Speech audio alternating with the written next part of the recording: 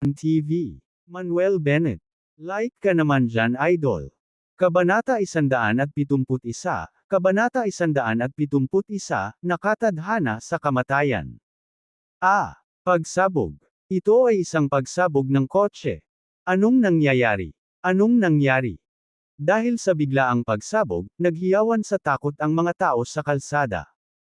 Ang bahaging ito ng kalsada ay agad na naging gulo. Ilang metro ang layo, mahigpit na hinawakan ni Manuel Bennett si Julia Stewart, pinuprotektahan siya sa ilalim niya. Sa sandaling ito, si Julia ay ganap na natulala, ang kanyang mga mata ay puno ng matinding takot. Hindi niya inaasahan na biglang sasabog ang sasakyan niya. Nang makitang hindi gumagalaw si Manuel, natarante si Julia, Manuel. Manuel. Ano bang nangyayari sa'yo, ayos ka lang ba? Hayes. Kinagat ni Manuel ang kanyang mga ngipin at tumangala, Julia, ayos lang ako. With that, mabilis na tumayo si Manuel. Sa kabutihang palad, na-activate niya ang kanyang Truth Shield sa sandali ng pagsabog, na pinuprotektahan pareho si Julia at ang kanyang sarili mula sa pinsala. Gayunpaman, ang kanyang likod ay pinaso pa rin ng mga marka ng dugo, ang dugo ay umaagos pababa. Siyempre, kung ordinaryong tao lang, baka napatay na sila sa pagsabog. Mapalad din na nilinang ni Manuel ang 8-9 Profound Art, na naging mas matatag ang kanyang katawan kaysa isang ordinaryong tao. Nakita ni Julia ang sugat ni Manuel sa kanyang likod at napaiyak siya, sabi mo ayos ka lang, pero nasugatan ka. Ang pinsalang ito ay wala. Umiling si Manuel. Nakahinga ng maluwag si Julia at nagtanong, Manuel, anong nangyari? Bakit biglang sumabog ang sasakyan? Mataimtim na sinabi ni Manuel, siguro may nagtanim ng nakatime na bomba sa ating sasakyan. Ano? Isang bomba? Nawala ng kulay ang mukha ni Julia sa takot, bakit may magtatanim ng bomba sa sasakyan natin? Sinong gumawa nito? Hindi ako sigurado, ngunit sigurado ako na malamang na pinupuntirya ako ng taong iyon. Sagot ni Manuel at inilibot ang paningin sa paligid. Naisip niya ang nakaraang sniper attack. Siya ay nasa isang listahan na may mga gantimpala, at maraming mga pumatay mula sa madilim na mundo ang nakatutok sa kanya. Bagamat ito ay isang mapayapang panahon na walang kumikilos na mga mamamatay tao, hindi niya kailanman ibinaba ang kanyang bantay. Sa makatuwid, malaki ang posibilidad na sa pagkakataong ito ang pumatay ay mula rin sa Dark World. Kung totoo ito, maaaring nasa malapit ang pumatay, naghihintay ng mga resulta. Hindi nagtagal, napansin ni Manuel ang isang matangkad na itim na lalaki, na nakatayo mga 100 metro ang layo sa tabi ng kalsada. Nakasuot ang lalaki ng masikip na itim na t-shirt na may jeans at itim na flat cap, palihim na pinagmamasdan ang eksena. Nagtama ang kanilang mga mata. Sa sandaling iyon, nakita ni Manuel ang kislap ng pagtataka sa mga mata ng lalaking naka-flat cap. Ang susunod na segundo, tumalikod ang lalaking flat cap at tumakbo. Tumigil ka. Huwag mo nang isipin ang pagtakas. Umungol si Manuel at agad na humabol. Manuel, saan ka pupunta? Pasiga na tanong ni Julia. May aasikasuhin ako, babalik ako kaagad pagkatapos. Dito ka na lang at huwag kang gumala. Sagot ni Manuel at mabilis na nawala sa karamihan. Sa sandaling ito, ang flat cap man ay tumakbo sa unahan, habang si Manuel ay walang humpay na humahabol. Kahit mabilis ang takbo ng flat cap man, hindi niya kayang lampasan si Manuel. Ang distansya sa pagitan nila ay unti-unting lumiit. Matapos tumakbo sa 3 kalye, biglang tumalon ang flat cap na lalaki sa isang eskinita. Walang pag-aalinlangan, sinundan siya ni Manuel sa eskinita. Gayunpaman, sa pagpasok sa eskinita, nakita ni Manuel na nawala ang flat cap man. Walang streetlight sa eskinita, tanging madilim na liwanag lang mula sa kalsada sa labas. Matapos makapasok sa eskinita, huminto si Manuel, ikinalat ang kanyang divine sense, at nakita ang anumang paggalaw sa paligid. Sa sandaling ito, naramdaman ni Manuel Bennett ang isang mabangis na layunin ng pagpatay na nagmumula sa kanyang likuran. Bigla siyang tumalikod at diretsyong sumampal. Klang! Umaalingaw-ngaw ang isang tunog ng metal impact, at mga spark na nakakalat.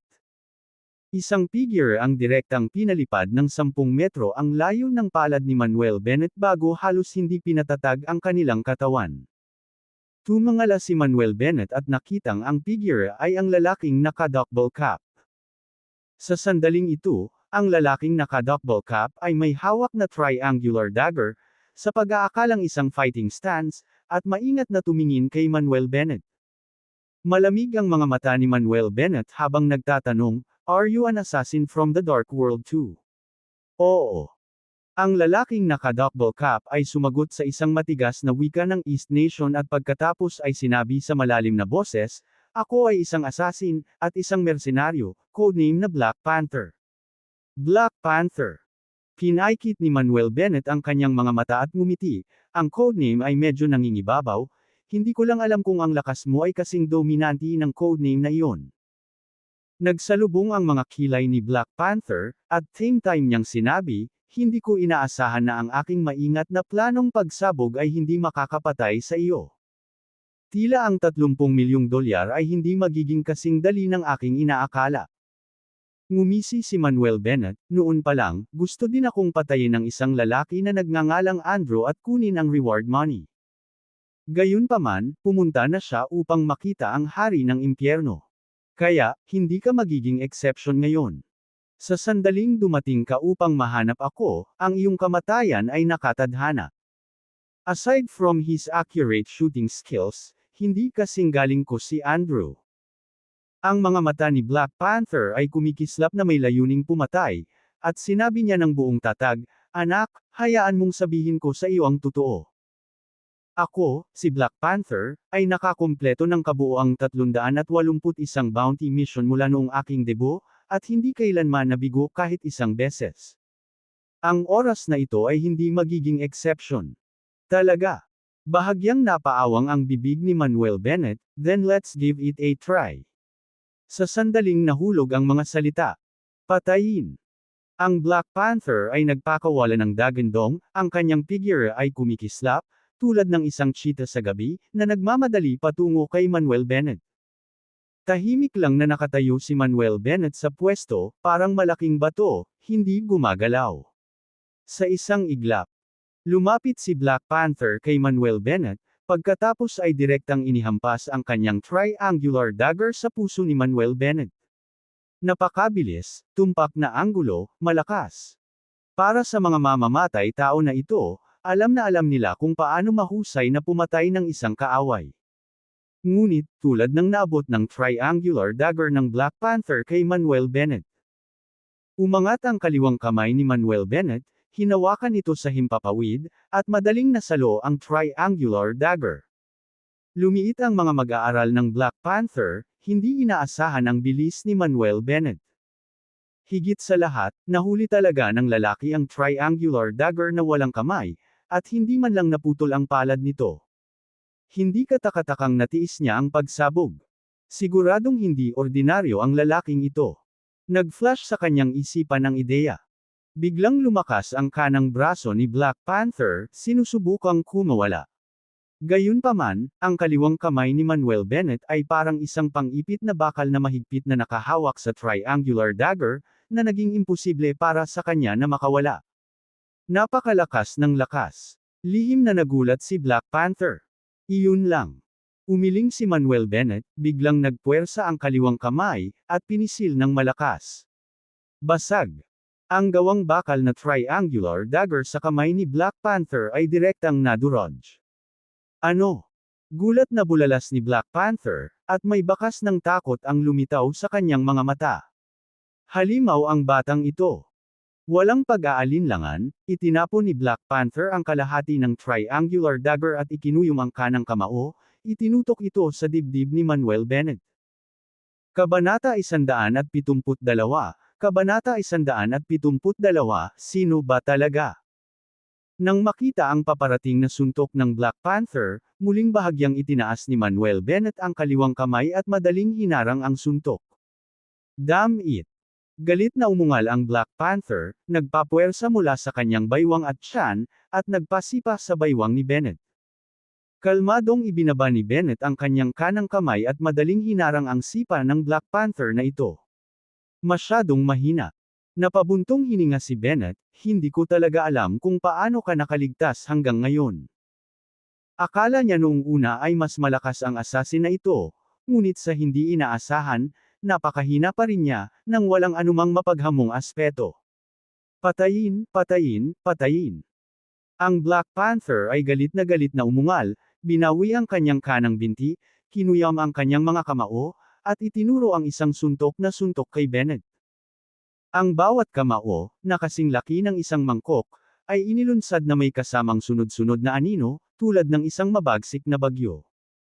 Sa pagharap sa matitinding suntok ng Black Panther, nanatiling kalmado ang kilos ni Bennett, tumutugma sa bawat galaw at hinaharangan ang lahat ng suntok. Matapos ang patuloy na paghagis ng daan-daang suntok, ang Black Panther ay nagsimula ng huminga ng husto at nagsimulang umagos ang malamig na pawis sa kanyang noo. Isa pa, lalo siyang nababalisa. Itong East Nation na nasa harap niya, sa kabila ng pagiging balingkinitan at mahina, ay parang napakataas na bundok sa puntong ito. Matapos harangin ang daan-daang suntok, mahinahong sinabi ni Bennett, panahon na para tapusin ito. Bago pa bumagsak ang boses niya, direktang naglunsad ng malakas na sipa si Bennett. Bang! Sinabayan ng isang mahinang kalabog, ang Black Panther ay sumigaw ng malakas, na sinipa ng napakalayo kung kaya't siya ay tumilapon ng higit sa 100 metro, nagluwa ng isang subo ng dugo at bumagsak ng husto sa lupa. Ilan sa kanyang mga tadyang ay nasipa na nabali, dahilan upang siya ay nagngangalit ang kanyang mga ngipin sa sakit. Malakas. Masyado siyang malakas. Ang batang ito ng East Nation ay ganap na lampas sa kanya. Kailangan niyang makatakas ng mabilis, kung hindi, mabubuntong siya ng huling hininga dito ngayong gabi. Iniisip ito. Agad na tumalikod ang Black Panther, tumalikod at tumakbo. Pumunta ka dito at gusto mong tumakbo. Posible ba iyon? Walang pakialam na nagsalita si Bennett, isang malamig na pagpatay na hangarin ang sumilay sa kanyang mga mata, at sinipa niya ang isang sirang triangular na punyal sa lupa. Sa isang iglap, ang kalahating putol na triangular na dagger ay mabilis na sumipol at direktang tumusok sa likod ng Black Panther. Og! Ang Black Panther ay nagpakawala ng huling sigaw, pagkatapos ay bumagsak ng diretso sa lupa, ganap na nalagutan ng hininga. Matapos patayin ang Black Panther, walang emosyonal na pagbabago sa mga mata ni Bennett. Kahit na hindi siya pumatay ng walang layunin, para sa mga gustong pumatay sa kanya, hindi siya magpapakita ng anumang awa. Kasunod nito, nagsumite si Bennett ng True Fire, pagkatapos sunugin ang bangkay ng Black Panther, mabilis siyang umalis sa eskinita. Nang bumalik si Bennett sa kalye, ang buong kalye ay napapaligiran ng mga tao, at maraming espesyal na sasakyan ang nakaparada sa gilid ng kalsada, na may police tape na nagmamarka sa paligid. Ilang nakauniporming lalaki at babae ang nag-iimbestiga at nagpapanatili ng kaayusan sa pinangyarihan. Marami ring mga doktor at nurse ang nakitang nagbubuhat ng mga pasyente sa mga ambulansya. Sinulyapan ni Bennett si Julia Stewart. Sa sandaling ito, isang babaeng nakauniporme, matayog na walang cap-ares na mukha, ang nakitang nagtatanong kay Julia Stewart. Bakit ba kasi itong babaeng ito na naman? Walang magawa ang mukha niya. Ang babaeng ito ay walang iba kundi si Emma Cobb. Itinulak ni Bennett ang mga tao, akmang hahakbang pasulong, ngunit pinigilan ito ng ilang lalaking nakauniporme. Manuel Bennett. Sa sandaling iyon, nakita ni Julia Stewart si Bennett na bumalik at nagmamadaling lumapit.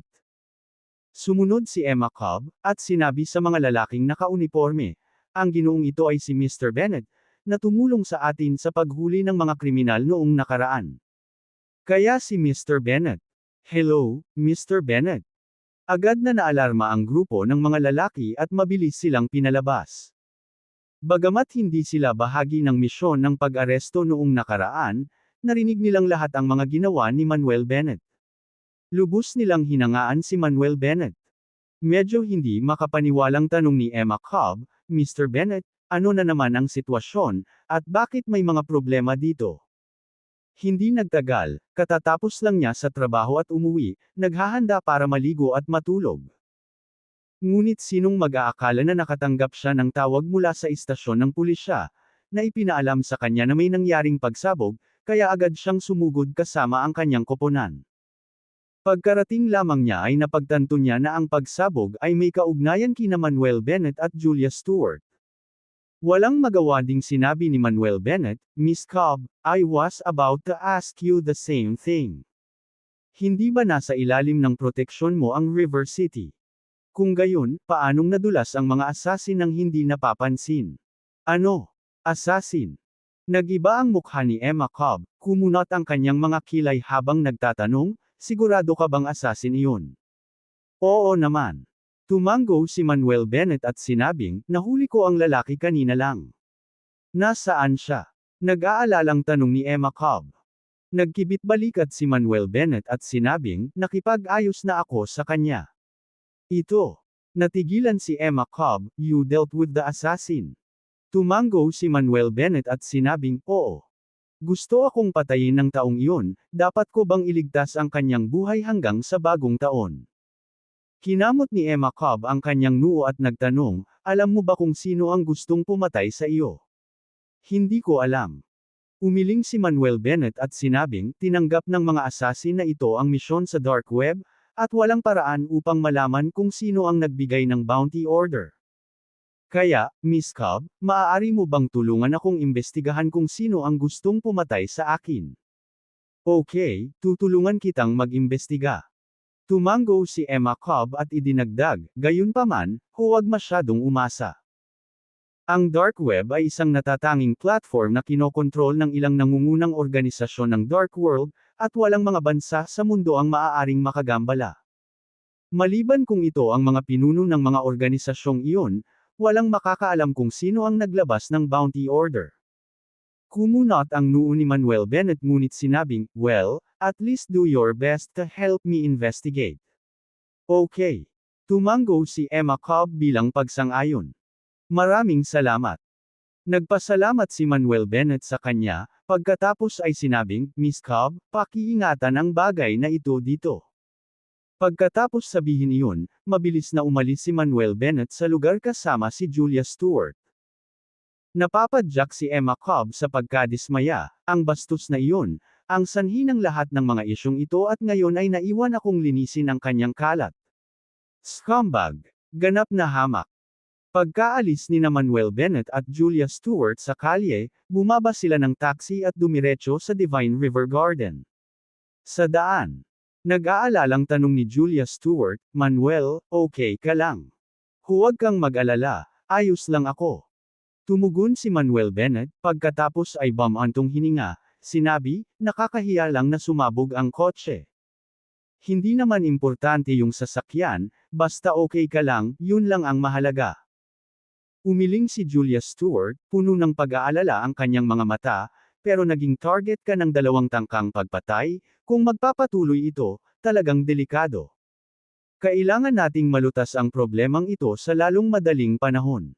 Kumunot ang noo ni Manuel Bennett at sinabing, "Maghahanap ako ng solusyon. Hindi ko bibitawan ang taong nagbigay ng bounty order." Takot na takot ang driver na nagmamaneho. Ano ang pinag-uusapan ng binata at babaeng ito?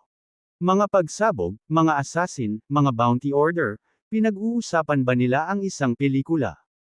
Ibinaling ni Manuel Bennett ang kanyang tingin sa bintana, malalim ang iniisip. Kailangan talaga niyang makahanap ng solusyon sa problemang ito. Ang patuloy na tina-target ng mga assassin, kahit na hindi mapanganib, talagang nakakainis. Kabanata 173, Kabanata 173, Siyam na kabaong ng dragon.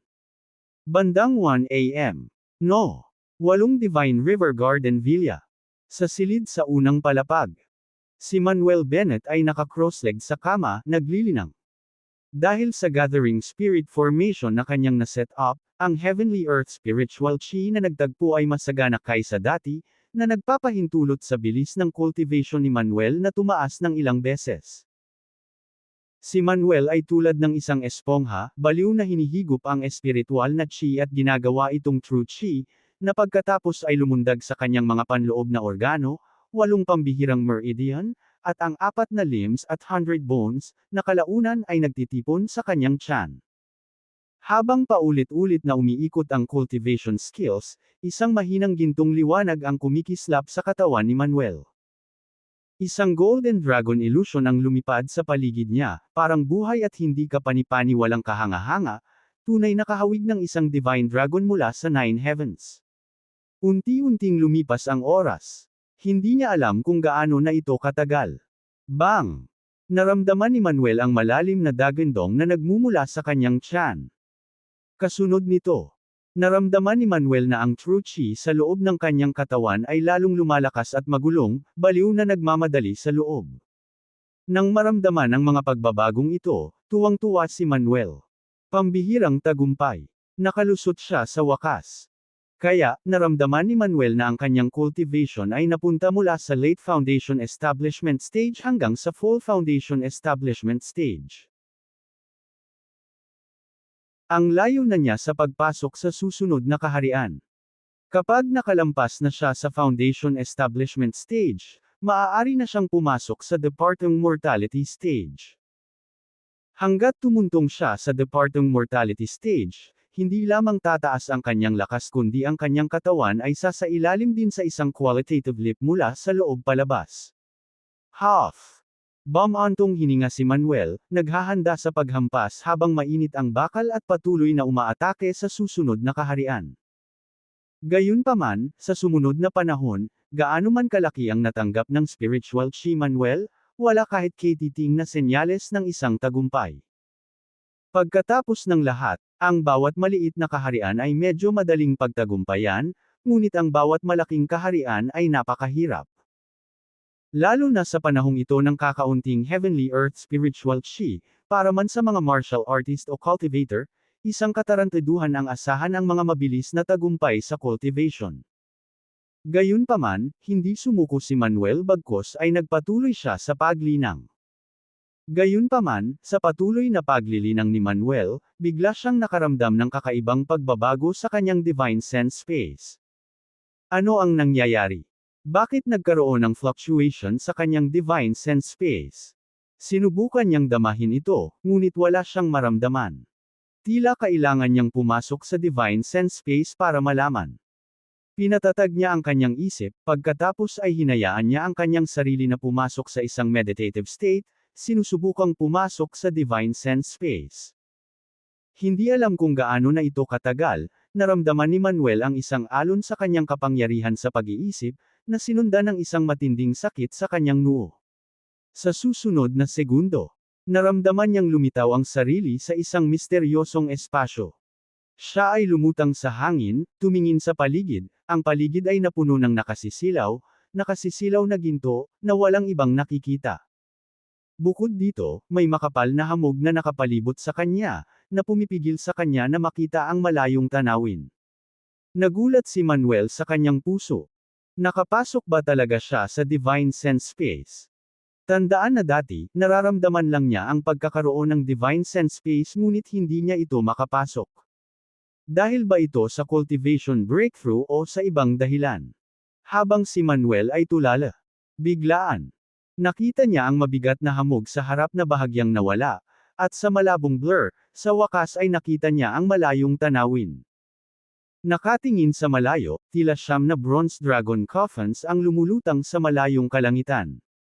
Ang 9 na bronze dragon coffin na ito ay natatakpan ng hamog, lumilitaw ng hindi malinaw. Nakikita ang eksenang ito. Napatulala si Manuel. Ano ang nangyayari? Bakit may 9 na bronze dragon coffins sa kanyang divine sense space? Ang susi ay ang 9 na tansong kabaong na ito ay masyadong makatotohanan at hindi talaga nagmumukhang mga ilusyon. Si Manuel Bennett ay labis na nagulat at medyo nalilito. Naramdaman niya ang pagkakaroon ng kanyang divine sense space sa nakaraan, ngunit hindi pa niya natuklasan ang anumang bagay na nakatago dito. Naisipan ni Manuel Bennett na lapitan ito, ngunit hindi siya makalapit. Tila isang misteryoso at nakakatakot na puwersa ang naglalayo sa kanya sa 9 na tansong kabaong. Sa kabila ng pag-urong, maaari lamang niyang subukan ang kanyang makakaya upang madama at magmasid. Sa isang malatrans na estado. Sa wakas ay nakita niya ang mas malinaw na mga detalye.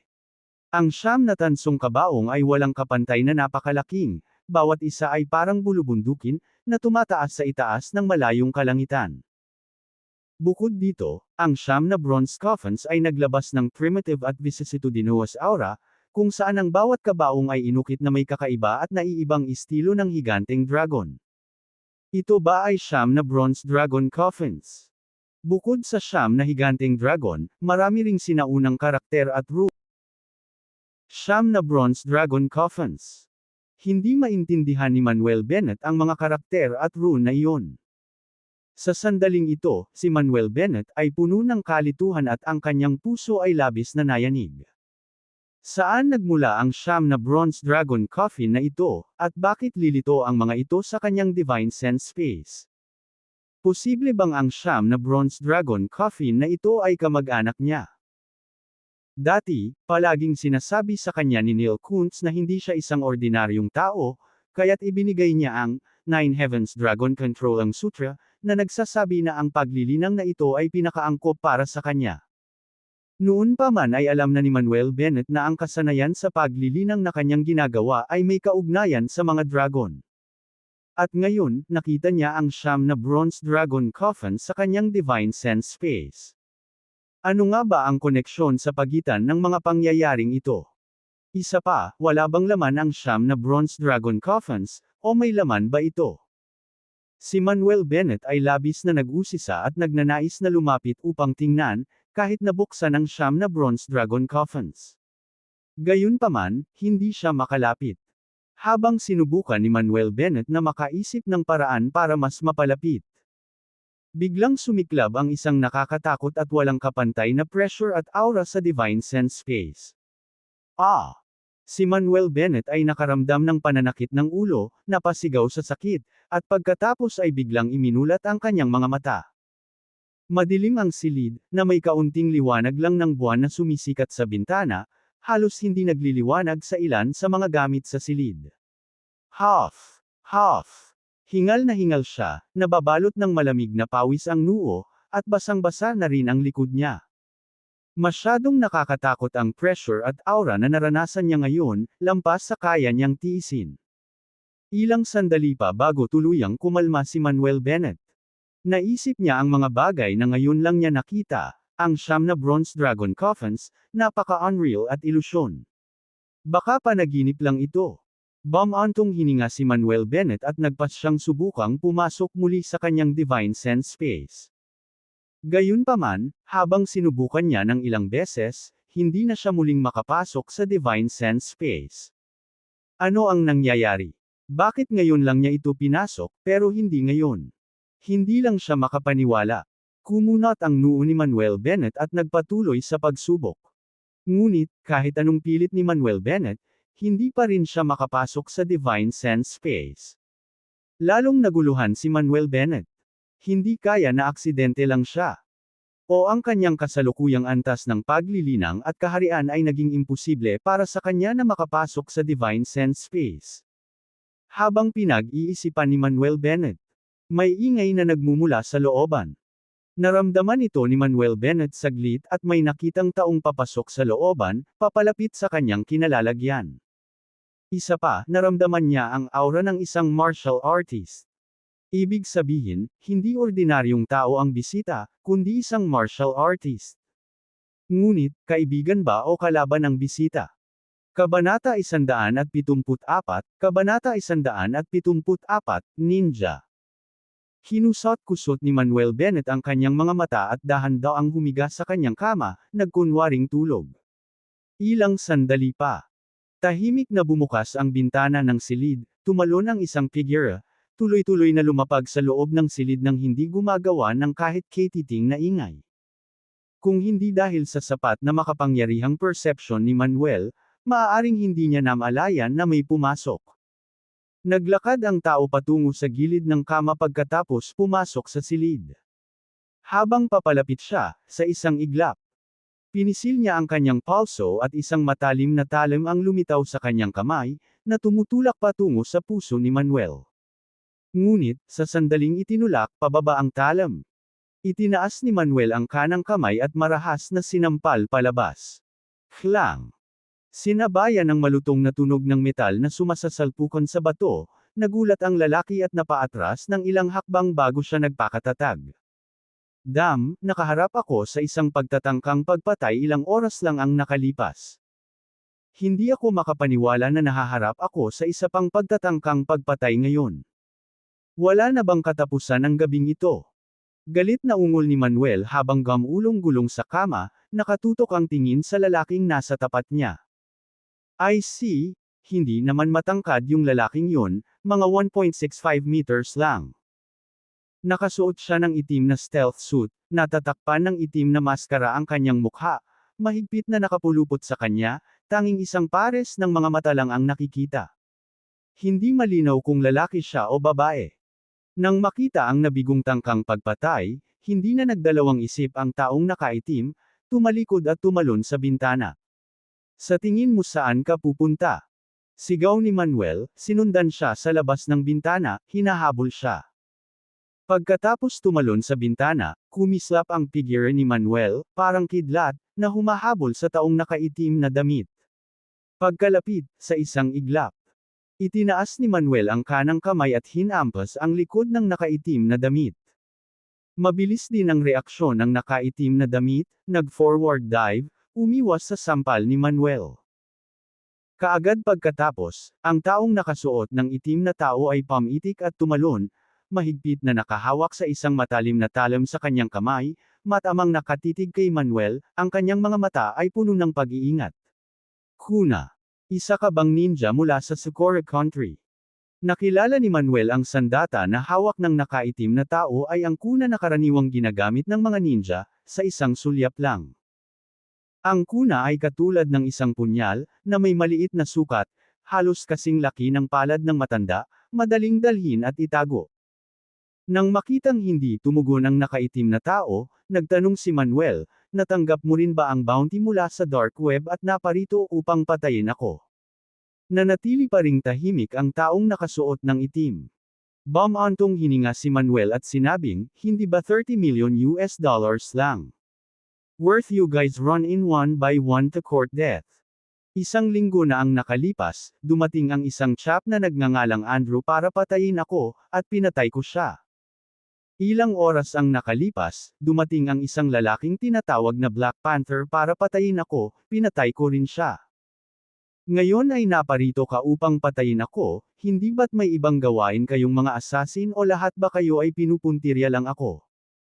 Nang marinig ang mga salita ni Manuel, ang mga pupil ng taong nakaitim na damit ay bahagyang lumiit, at ang pagkabigla ay lumitaw sa kanyang mga mata. Tumingin-tingin si Manuel sa taong nakaitim na damit at sinabing, bagaman mayroon kang innate great perfection cultivation, wala kang pagkakataong laban sa akin. Nakapatay na ako ng isang tao ngayong gabi at ayoko nang magpatuloy. Hindi ba kayo mga martial artist ng Socorro Country na bihasa sa paggawa ng seppuku? Kaya, ipinapayo ko sa iyo na wakasan ang iyong sariling buhay, upang iligtas ang iyong sarili mula sa karagdagang pagdurusa. Ito ay malinaw na ikinagalit ng taong nakasuot ng itim. Agad siyang gumalaw, dumiretso kay Manuel. Bakit ipinipilit na magdala ng problema sa iyong sarili? Umiling si Manuel, pagkatapos ay humakbang siya pasulong, dumiretso sa labanan. Mabilis ang taong nakasuot ng itim. Sa isang kisap mata, huminga siya sa layong mahigit 10 metro at itinaas ang kuna sa kanyang kamay, tumama patungo sa lalamunan ni Manuel. Mabilis, tumpak, at walang awa. Sa isang iglap lang nasasampa na ang kuna. Itinaas ni Manuel ang kanang kamay at ginamit ang hintuturo at gitnang daliri para saluhin ang papasok na kuna. Nang makitang sinalo ni Manuel Bennett ang kanyang kuna gamit lamang ang kanyang mga daliri, isang mas malakas na pagkabigla ang bumalot sa lalaking nakaitim. Bago pa makapag-react ang lalaking nakaitim, mabilis na pinag-cruise ng kanang kamay ni Manuel ang hintuturo at gitnang daliri niya. Isang snap, ang kuna ay direktang naputol sa 2 piraso. Pagkatapos, ginawang palad ni Manuel ang kanang kamay at tumama sa dibdib ng lalaki. Lalaki. Bagamat tila ordinaryo ang hampas ng palad ni Manuel, ito ay matulin at mabangis, na nagdulot ng sunod-sunod na tunog ng pagsabog na umalangaw sa hangin. Nanlaki ang mga mata ng lalaking nakaitim sa gulat, habang sinusubukang umiwas. Ngunit gayunpaman, hindi niya nakaligtas sa hampas ng palad ni Manuel. Sa isang mahinang, kalabog, ang hampas ng palad ni Manuel ay bumagsak ng husto sa kaliwang balikat ng lalaki, na nabali ang kanyang braso at nagpalipad sa kanya ng 10 metro ang layo. Matapos itaboy ang lalaki, hindi na huminto si Manuel at nagsimulang lumapit sa lalaking nakaitim. Ang lalaking nakaitim ay mabilis na gamulong sa kanyang mga paa, winuwagayway ang kanyang kanang kamay. Whoosh! Whoosh! Whoosh! Sunod-sunod na ninja darts ang sumutyo sa kanya. Nanginginig, pinalawak agad ni Manuel ang kanyang golden fruit shield. Ding! Ding! Ding! Ang ninja darts ay patuloy na hamampas sa kalasag, na nagdulot ng malinaw na tunog ng impact at nagpasiklab ng serye ng mga spark. Nang makita ito, sumilay ang takot sa mga mata ng lalaking nakaitim. Nang walang anumang pag-aalinlangan, tumalikod siya at tumalon palabas ng patio, tumakas sa malayo. Huwag mo nang isipin ang pagtakas. Sa isang sigaw, sinimulan siyang habulin ni Manuel. Pagkaraan ng ilang sandali, nakarating ang dalawa sa isang artificial na lawa sa Divine River Villa District. Malaki ang artificial na lawa, maraming pekeng bundok sa gitna, napapaligiran ng malalagang puno. Nang makarating sa puntong ito, naabutan ni Manuel ang lalaking nakaitim. Nang makitang hindi siya makatakas, ang lalaking nakaitim ay naglabas ng isang ninja sword mula sa kanyang likuran at sinugod si Manuel. Ano? Handa nang lumaban hanggang kamatayan. Malamig na tumikim si Manuel, humakbang pasulong, at muling nakipagdigma. Sa isang kisap mata, lumiit ang distansya ng dalawa. Buong lakas na inihampas ng lalaking nakaitim ang kanyang espada kay Manuel. Hindi umiwas si Manuel, tinawag niya ang kanyang true chi, at ginawang golden palm sword ang kanyang kanang palad at tumama. Humalabog. Ang ninja sword na inilabas ng lalaking nakaitim ay nakipagsagupaan ng husto sa golden palm sword na inindayo ni Manuel, na lumikha ng mga spark na parang dalawang espada na nagsasalpukan. Napakalakas ng hampas ng palad ni Manuel, paulit-ulit na napaatras ang lalaking nakaitim. Bago pa makabangon ang lalaking nakaitim, sumugod si Manuel, naglunsad ng isang pag-atake. Nang makita si Manuel na sumusugod sa kanya, ang lalaking nakaitim, sa kanyang gulat, ay inihampas ang kanyang ninja sword kay Manuel.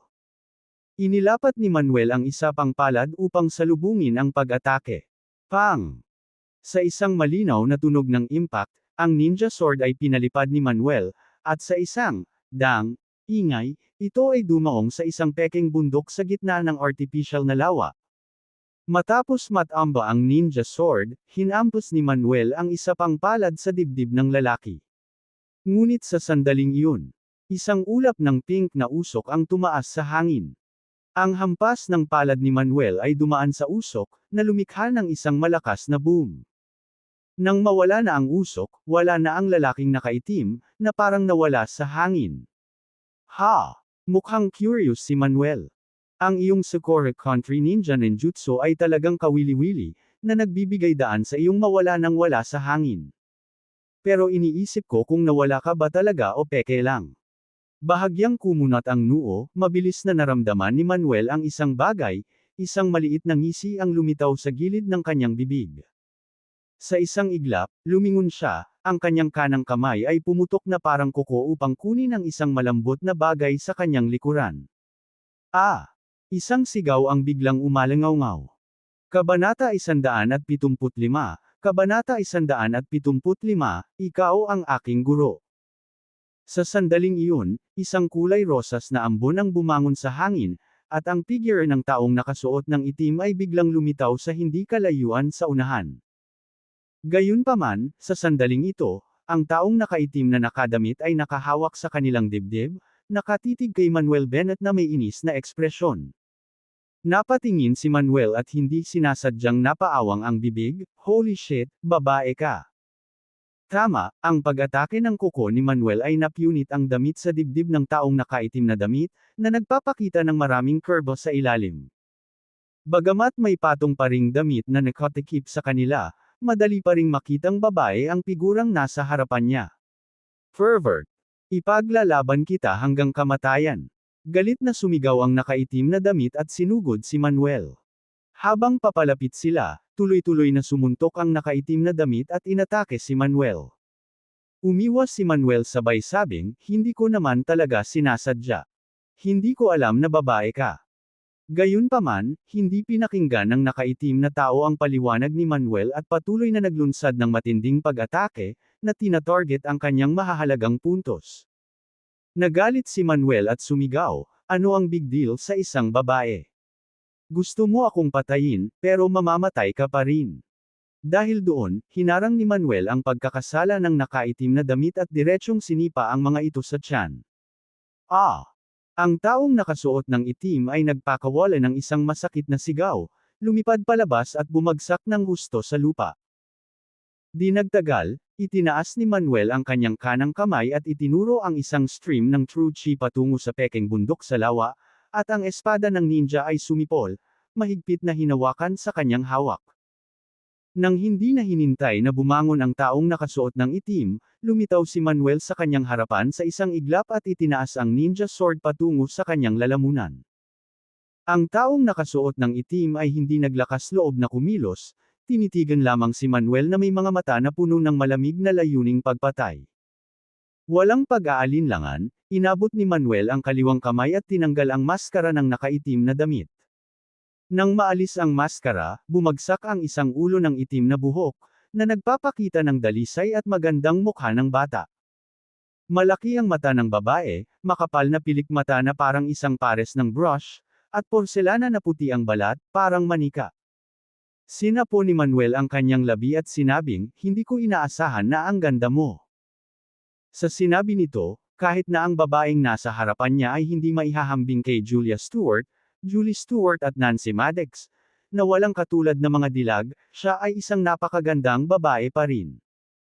Lalo na ngayon, sa mga luhang pumapatak sa mata ng babae, naawa ito sa mga tao. Hindi napigilan ng babae ang kanyang mga luha, ang babae ay nagngangalit ng kanyang mga ngipin at sinabi, "Patayin mo ako o gawin ang anumang gusto mo." Hindi lang mukhang manika ang babae, parang bata rin ang boses nito, nakakaibang hindi komportable ang pakiramdam ni Manuel. Bukod dito, ang babaeng ito ay matatas na nagsasalita ng wikang East Nation. Kung hindi niya alam, iisipin niyang taga-East Nation siya. Pagharap sa titig ng babae, mataimtim na sinabi ni Manuel, "Talaga bang hindi ka natatakot sa kamatayan?" Sa malungkot na mukha, sinabi ng babae, "Mula nang pumasok ako sa madilim na mundo, isinantabi ko ang aking buhay at kamatayan. Sayang lang na hanggang mamatay ko pa rin maipaghiganti ang nababad sa dugong awayan." Sa sinabi nito ay hindi na napigilan ng babae ang mga luhang umaagos sa kanyang pisngi. Bad dugo ang awayan. Saglit na nag-alinlangan si Manuel at nagtanong, "Mayroon ka pa bang matinding galit na dapat ipaghiganti? Paano kung gagawin ko?" Matigas na pinandilata ng babae si Manuel at sinabing, "Ano ang silbi ng pagsasabi nito sa iyo? Bilasan mo lang at patayin mo ako."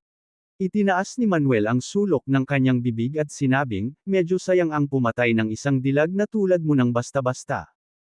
Natigilan ang babae, bakas ang takot sa kanyang mga mata, at muli niyang tinakpan ang kanyang dibdib, "Anong gusto mong gawin?"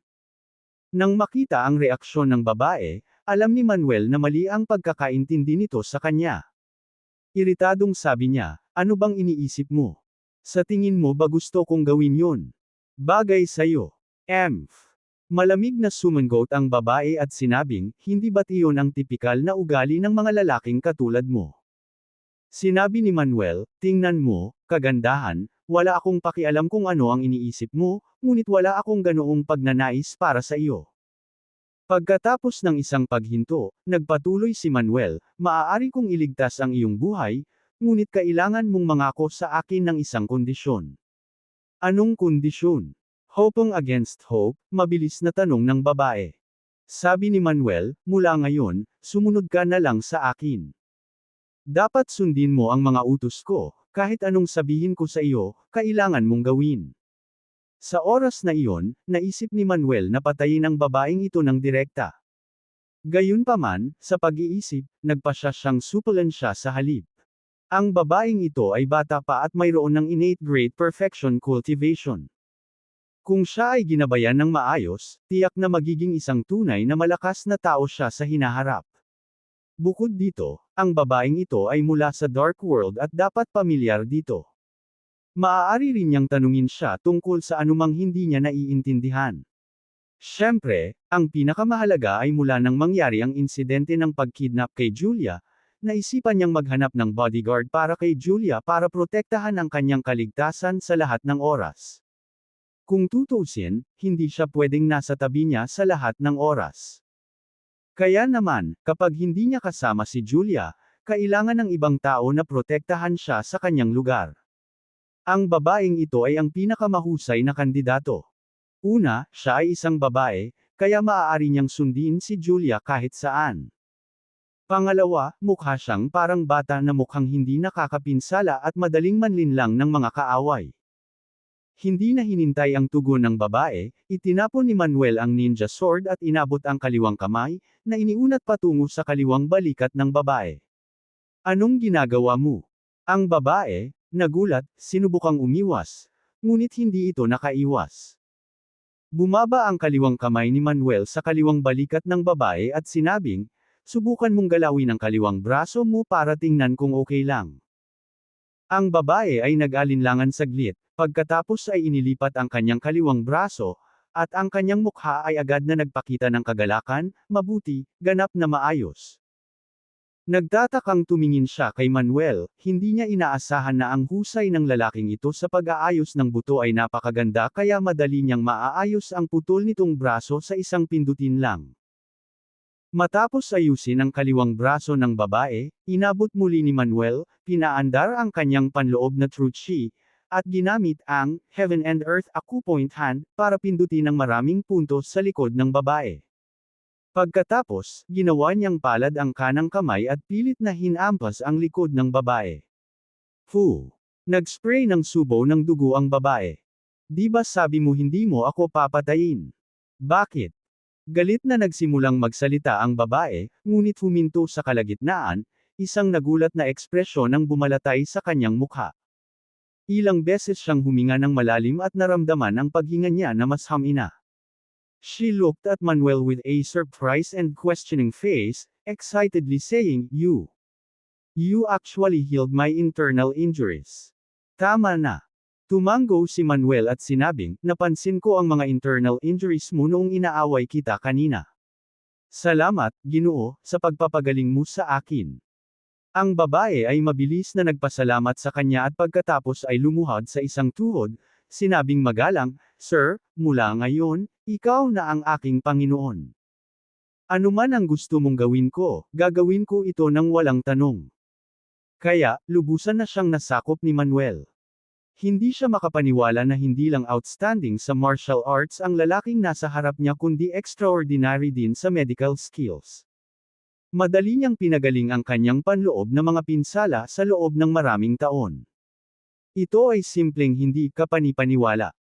Kabanata 176, Kabanata 176, mamamatay ba ito o artista? Siya lang ang nakakaalam kung gaano kahirap gamutin ang mga internal injuries niya. Nagpagamot siya sa maraming doktor, ngunit walang makapagpapagaling sa kanyang panloob na pinsala. At dahil dito, sa tuwing sumiklab ang kanyang panloob na mga pinsala, siya ay nagdusa ng husto at hindi mabata ang sakit. Higit sa lahat, dahil sa kanyang mga pinsala, hindi siya maaaring umunlad sa kanyang paglilinang. Ngayon, pinagaling na ni Manuel Bennett ang kanyang mga sugat, kaya hindi na niya kailangang tiisin ang sakit ng kanyang panloob na mga pinsala, at maaari na niyang ipagpatuloy ang paglilinang. Walang pag-aalinlangan na sinabi ni Manuel Bennett, hindi na kailangan ng labis na pasasalamat. Hinihiling ko lang ang iyong katapatan sa akin. Isa pa, hindi ako mahilig sa title na master. Ang pangalan ko ay Manuel Bennett, kaya dapat mo na akong tawagin bilang Mr. Bennett mula rito. Tumango ang babae, yes, Mr. Bennett. Nagpatuloy si Manuel Bennett, syempre, kung manggahas kang magtaksil sa akin, papatayin kita. Hindi ako mangangahas. Natakot at nanginginig ang babae, mabilis na ibinaba ang ulo. Alam niyang walang kahirap-hirap para kay Manuel Bennett na patayin siya. Dagdag pa ni Manuel Bennett, syempre, kung maganda ang performance mo, hindi kita mamaltrato. Ang iyong cultivation ay umabot na sa innate complete stage, isang hakbang na lang mula sa pagiging Grandmaster. Matutulungan kitang maabot ang antas ng Grandmaster. Talaga. Inangat ng babae ang kanyang ulo, puno ng pananabik ang kanyang mga mata habang nakatingin kay Manuel Bennett. Syempre, totoo naman. Tumango si Manuel Bennett at nagtanong, at saka, binanggit mo kanina na mayroon kang hindi na paghihiganting hinaing. Masyado akong na-curious sa nangyari sa iyo noong nakaraan. Mr. Bennett, tungkol dyan. Kinagat ng babae ang kanyang labi, nahihirapang magsalita. Kung ayaw mong pag-usapan ngayon, hindi ko na ipipilit pa. You can tell me when you are ready. Hindi na nagtanong pa si Manuel Bennett at nagpatuloy, ngunit makatitiyak ka, hanggat tapat ka sa akin. Sa hinaharap, gusto mo man akong maghiganti sa iyo o gusto mong gawin ito sa iyong sarili, tutulungan kita. Salamat, Mr. Bennett. Salamat, Mr. Bennett. Pinunasan ng luha ang mga mata ng babae habang nagpahayag ng pasasalamat. Parang may naaalala, nagtanong si Manuel Bennett, ano ang pangalan mo? Sumagot ang babae, ang pangalan ko ay Projna Bates. Projna. Bulong ni Manuel Bennett, ang iyong pangalan ay talagang kaaya-aya sa pandinig. Sige, tumigil ka sa pagluhod. Tumayo ka at sundan mo ako pauwi. Bahay. Tumayo si Projna at tumingin kay Manuel Bennett na may pagkalito. Tumango si Manuel Bennett at sinabing, to be precise, it's my fiance's home. Ang dahilan kung bakit kita pinapasok ay para protektahan mo ang aking mapapangasawa sa hinaharap. Mukhang natarante si Projna, Mr. Bennett, napakalakas mo, kailangan mo ba talaga akong protektahan ang iyong kasintahan? Sagot ni Manuel Bennett, syempre, hindi ko kailangan ng proteksyon mo kapag nandyan ako, pero may mga pagkakataong wala ako roon. Naiintindihan ko. Tumango si Projna bilang realisasyon. Tumingin si Manuel Bennett kay Projna at sinabing, gayunpaman, hindi ka makakauwi sa akin na nakasuot ng ganito. Dapat kang magpalit ng bagay na mas angkop. Okay. Tumango si Projna at saka tinanggal ang kanyang itim na nakaw na damit. Sa sandaling hinubad niya ang itim na nakaw na damit, nagpakita si Projna na parang ibang tao. Nakasuot siya ng maong shorts, na nagpapakita ng isang pares ng payat at makatarungang mga binti. Ang kanyang pangitaas ay isang masikip na puting short-sleeved shirt, na ipinarace sa puting sneakers. Mukha siyang maganda at kabataang estudyante sa unibersidad. Lalo na sa kanyang buong dibdib at babyface, siya ay isang tunay na halimbawa ng isang walang edad na kagandahan. Nang makita si Manuel Bennett na nakatitig sa kanya ng walang pag-aalinlangan, ang makatarungang pisngi ni Projna ay namula sa kahihiyan. Pinunasan ni Manuel Bennett ang kanyang lalamunan at sinabing, Projna, mula ngayon, ikaw na ang magiging katulong ng aking kasintahan. Kung tatanungin ka ng fiancé ko kung ano ang relasyon natin, sabihin mo lang na kapatid kita ng kaibigan ko at kapatid ko rin. Sige. Hinusot ni Projna ang kanyang malalaking mata at masunurang tumango. Nang makita ang kaibig-ibig na anyo ng babae, gusto ni Manuel Bennett na abutin at kurutin ang kanyang mga pisngi, ngunit pinigilan ang sarili. Tara na. Pagkatapos sabihin iyon, umalis si Manuel Bennett kasama si Projna. Pagbalik ni Manuel Bennett sa villa, nakita niyang bukas ang mga ilaw sa lobby ng unang palapag.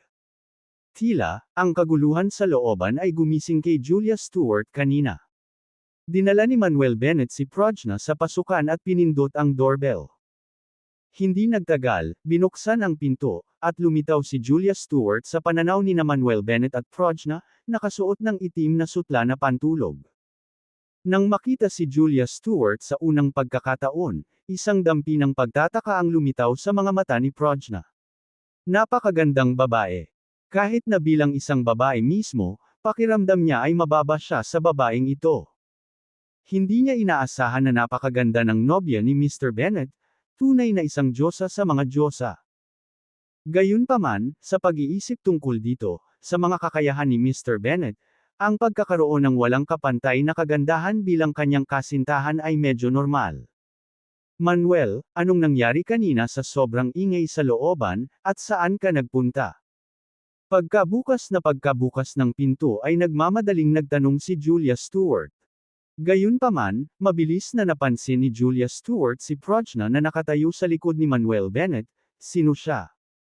Hinayla ni Manuel si Prajna at tumawa. Julia, siya ang nakababatang kapatid na babae ng aking kaibigan at pati na rin ang aking ampon. Narinig niya na nasa River City ako at gusto niya akong bisitahin. Siya ang kapatid ng kaibigan mo. Si Julia Stewart ay mukhang naguguluhan, na nagsasabing, bakit mo hinayaang may ibang babae na hanapin ka sa gabi? Gabi na, hindi ligtas para sa isang babae. Pagkatapos magsalita, malumanay na ngumiti si Julia Stewart kay Prajna at nagtanong, ano ang pangalan mo? Ang hitsura ni Prajna ay hindi nakakapinsala, tulad ng isang manika, na hindi nagpaparamdam sa mga tao. Ngumiti si Prajna ng matamis at sinabing, hipag, ang pangalan ko ay Prajna. Nang marinig ang address ni Prajna, bahagyang namula ang mukha ni Julia Stewart at sinabing, hello, my name is Julia Stewart. Sige, huwag na tayong mag-usap sa labas. Pumasok ka na. Pagkatapos, pumasok silang tatlo sa loob ng villa at sa sala.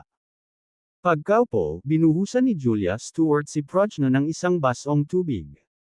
Salamat, hipag.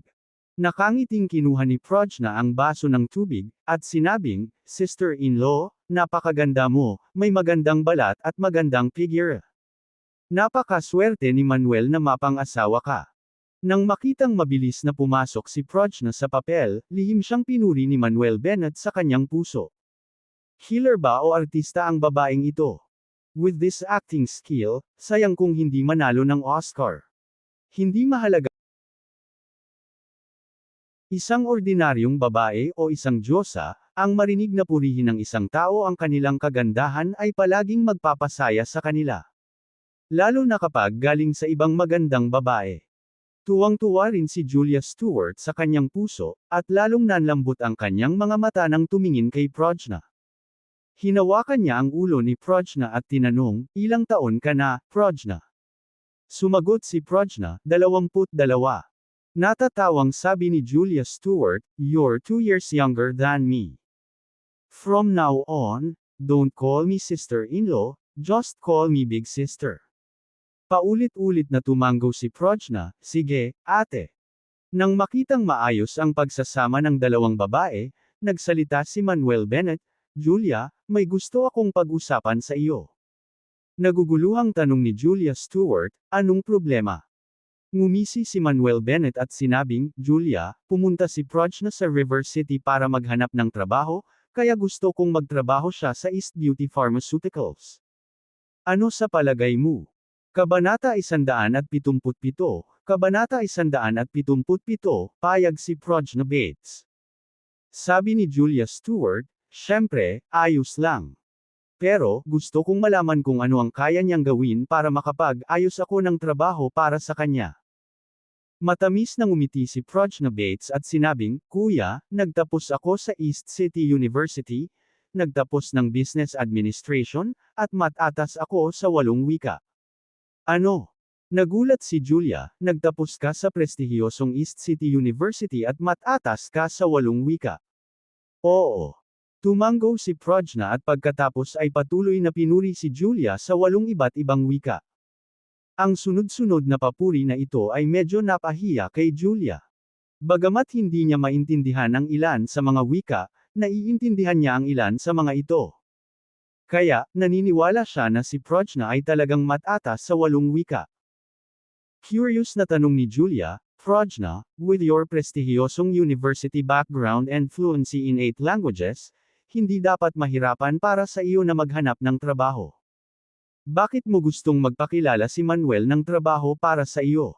Tinulungan siya ni Manuel na sumagot, Julia, nakita mo rin. Napakaganda at kaibig-ibig ni Prajna.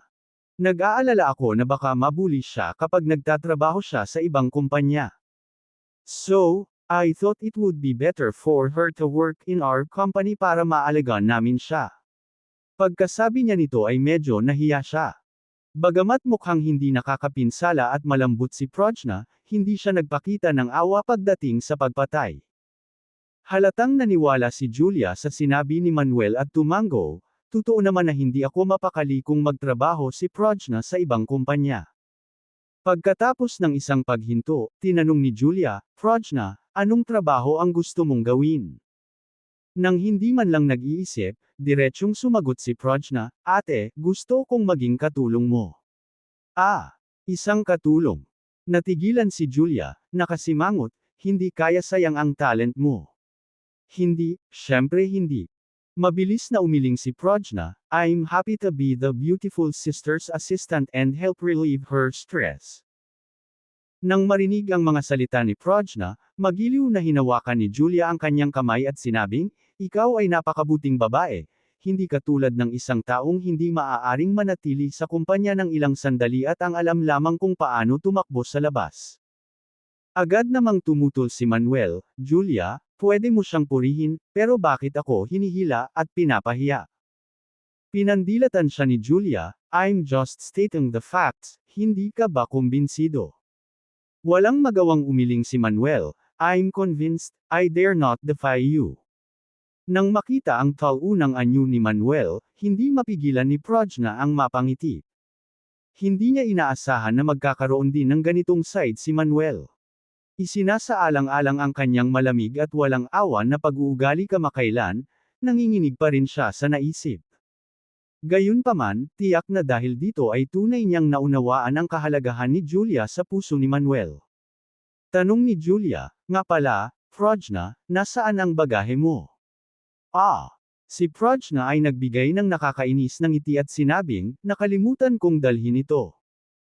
Hindi napigilan ni Julia na matawa, sige, pwede mo nang isuot ang damit ko sa 2 araw na ito, at isasama kita sa pamimili kapag may oras ako. Mabilis na nagpasalamat si Prajna sa kanya, salamat, Sister Stuart. Silly girl, no need to thank me. Ngumiti si Julia at saka kinaladkad si Prajna papunta sa kwarto niya, Tara, ituturo ko sayo ang kwarto.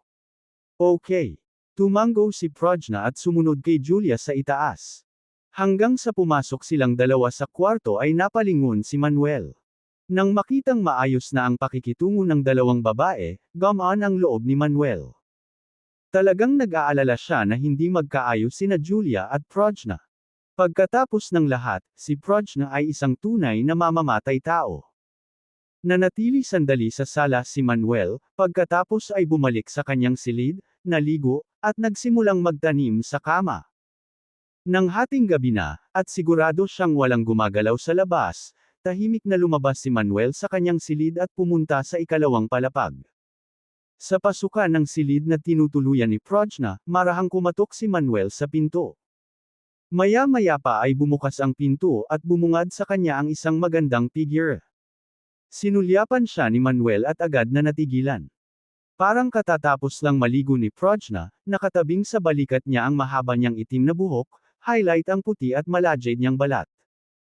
Nakasuot siya ng maluwag na puting sutla na pantulog, at ang makapal na kurbo ng kanyang katawan ay malabong nakikita, napaka nagpapahiwatig. Kahit na malakas ang pagpipigil ni Manuel sa sarili, medyo apektado ang kanyang isip sa mga sandaling ito. Pagkatapos ng lahat, siya ay isang binata na may umaapaw na yang energy. Kakaiba kung mananatiling kalmado siya sa ganoong sitwasyon. Hindi niya maiwasang maiyak sa kanyang puso, iniisip kung tama ba ang desisyon na pabayaan si Prajna dito. Ang pagkakaroon ni Julia sa bahay ay pahirap na para sa kanya, at ngayon sa pagsama ni Prajna sa kanila, ang kanyang buhay ay magiging mas mahirap sa hinaharap. Mr. Bennett, may kailangan ka ba? Nang makita ang mga mata ni Manuel na nakatingin sa kawalan, namula si Prajna at mahinang nagtanong. Mabilis na umiwas si Manuel at sinabing, I came to find you. There is something I need to discuss. With that, pumasok si Manuel sa kwarto. Kinagat ni Prajna ang ibabang labi at marahang isinara ang pinto. Prajna. Lumingon si Manuel, magsasalita na sana, at nakita niya si Prajna na naghahanda na maghubad ng kanyang damit. Nagulat siya at nagmamadaling humakbang para pigilan siya. Hoy, hey, Prajna, anong ginagawa mo? Kinusot ni Prajna ang kanyang malalaking mata, mukhang nalilito kay Manuel, at nagtanong, Mr. Bennett, hindi ba iyon ang ibig mong sabihin? Ano pa kaya, sa pagdating ni Manuel para hanapin siya sa kalagitnaan ng gabi? Walang magawang sinabi ni Manuel, Prajna, hindi iyon ang ibig kong sabihin ng hinanap kita. Huwag mong intindihin. Oh. Marahang tumango si Prajna, bamulong, Mr. Bennett, kahit kailan mo gusto, handa si Prajna. Ito. Sinapo ni Manuel ang kanyang noo, na pabuntong hininga, Prajna, hindi mo kailangang sadyang pasayahin ako. Since you call me Big Brother Bennett, you are my little sister from now on. Kung tapat ka sa akin, tatrituhan kita ng tapat. Kuya Bennett. Nang marinig ang mga salita ni Manuel, agad na namula ang mga mata ni Prajna, at isang malabo na layer ang nabuo sa kanyang mga mata na parang itim na hiyas. What's wrong? Bakit ka umiiyak? Hindi alam ni Manuel ang gagawin. Tumangala si Prajna na may muwang na mukha, Kuya Bennett, napakabait mong tao. Nang makita ni Manuel ang nakakaawang pagmumukha nito, hindi napigilan ni Manuel ang muling pagtibok ng puso. Huminga siya ng ilang malalim para pigilan ang kanyang pagkabalisa at sinabing, Prajna, naparito ako para tanungin ka kung paano ko malalaman kung sino ang eksaktong nag-post ng bounty order para patayin ako. Pagdating sa mga seryosong bagay, naging nakatuon si Prajna, Big Brother Bennett. Ang mga bounty order sa dark web ay nakapost ng hindi nagpapakilala. Maliban sa ilang nangungunang organisasyon na kumokontrol sa dark web, walang nakakaalam kung sino ang nag-post ng bounty order. Tayong mga pumatay ay kinukuha lang ang mga assignment at tumatanggap ng mga reward, wala na tayong ibang alam. Kumunot ang noo ni Manuel at nagtanong, kung gayon, paano maaalis ang bounty order? Kabanata 178, Kabanata 178, Divine List. Sinabi ni Prajna, tanging ang taong nagbigay ng bounty order at ang mga nangungunang organisasyong kumokontrol sa dark web ang maaaring mag-withdraw nito. Mukhang hindi gagana ang paraan ng paghahanap ng utak at pag-withdraw ng bounty order sa dark web. Kumunot ang noo ni Manuel Bennett, inis, ngunit kung hindi bawiin ang bounty order, walang katapusang mga mamamatay na darating para patayin ako. Bagamat hindi ako natatakot sa mga mamamatay tao na ito, nakakainis na sila ay nasa paligid ko sa lahat ng oras. Siya nga pala, Prajna, mayroon bang anumang paraan para hindi maglakas loob ang mga taong iyon na kunin ang aking bounty order, at hindi na ako abalahin sa hinaharap? Nag-isip sandali si Prajna at sinabing, may paraan, ngunit napakahirap makamit. Sabi ni Bennett, sabihin mo sa akin. Sumagot si Prajna, Mr. Bennett, kung gusto mong pigilan ang mga mamamatay tao na istorbohin ka, kailangan mong ganap na pigilan sila. Hanggat na-rate ka bilang isang lubhang mapanganib na tao ng dark web, walang maglalakas loob na kunin ang iyong bounty order. Tumaas ang isang kilay ni Bennett, paano ako ma-rate bilang isang lubhang mapanganib na tao kung gayon? Nanlamig ang mga mata ni Prajna, at same time niyang sinabi, isang salita, patayin. Sa totoo lang, nang sabihin ni Prajna kasama ang kanyang mukha ng sanggol at boses ng sanggol ang mahirap na linyang ito, nakaramdam ng kakaiba si Bennett. Ipinagpatuloy ni Prajna, ang madilim na mundo ay likas na malupit, kung saan ang malalakas ay nabubuhay at ang mahihina ay inaalis. Ang mga malalakas na tao lamang ang iginagalang, habang ang mahihina ay tinatapakan. Biglang tumango si Bennett, naiintindihan ko ang ibig mong sabihin, sa tuwing may dumating na mamamatay, papatayin ko sila, at kung dumating ang dalawa, papatayin ko silang dalawa. Hanggang sa maabot ko ang isang tiyak na numero, i-rate ako bilang isang lubhang mapanganib na tao, tama ba? Tama na. Tumango si Prajna, gayunpaman, kakaunti ang mga tao na maaaring ma-rate bilang lubhang mapanganib sa madilim na mundo. Hanggang ngayon, 12 tao lang ang na-rate na lubhang mapanganib sa buong madilim na mundo, na may SSS level. SSS. Biglang nagulat si Bennett, may mga level para dito. Sinabi ni Prajna, syempre, ang mga extremely dangerous na tao ay na-rate na SSS level.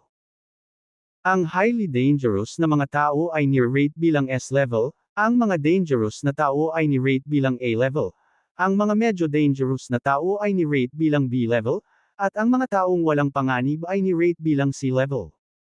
Kawili-wili, hindi ko naisip na magkakaroon ng mga antas. Natawa si Bennett, so sinabi mo lang na 12 tao lang sa madilim na mundo ang na-rate na SSS level na mapanganib, sino itong 12 na tao? Sinabi ni Prajna, Mr. Bennett, ang 12 ito ay mga Divine List experts. Alam ko lang na ang ilan sa kanila ay ang mga nangungunang pinuno ng mga nangungunang organisasyon, at ang ilan ay masyadong misteryoso, hindi ko alam kung sino sila. Ano ang isang Divine List expert? Tanong ni Bennett na may pagtataka sa mukha. Sagot ni Prajna, Mr. Bennett, hindi mo ba alam ang tungkol sa Divine List experts? Hindi ko alam. Umiling si Bennett, nagsimula lang akong matuto tungkol sa madilim na mundong ito. Kaya ganyan. Tumango si Prajna at nagpaliwanag, may isang listahan na tinatawag na Divine List sa madilim na mundo, na may 12 upuan lamang. Ang sino mang makapasok sa listahan ay ang nangungunang pinakamalakas na tao sa bawat bansa. Ang listahang ito ay umiral ng higit sa 20 taon, at bagamat ang Divine List experts ay na-update sa panahong ito, ang bilang ay palaging 12 tao lamang. Sa pagkakaalam ko, isa lang ang Divine List expert sa Socorro Country, at 3 sa East Nation. Nang marinig ang mga salita ni Prajna, naramdaman ni Bennett na binuksan niya ang pinto sa isang bagong mundo.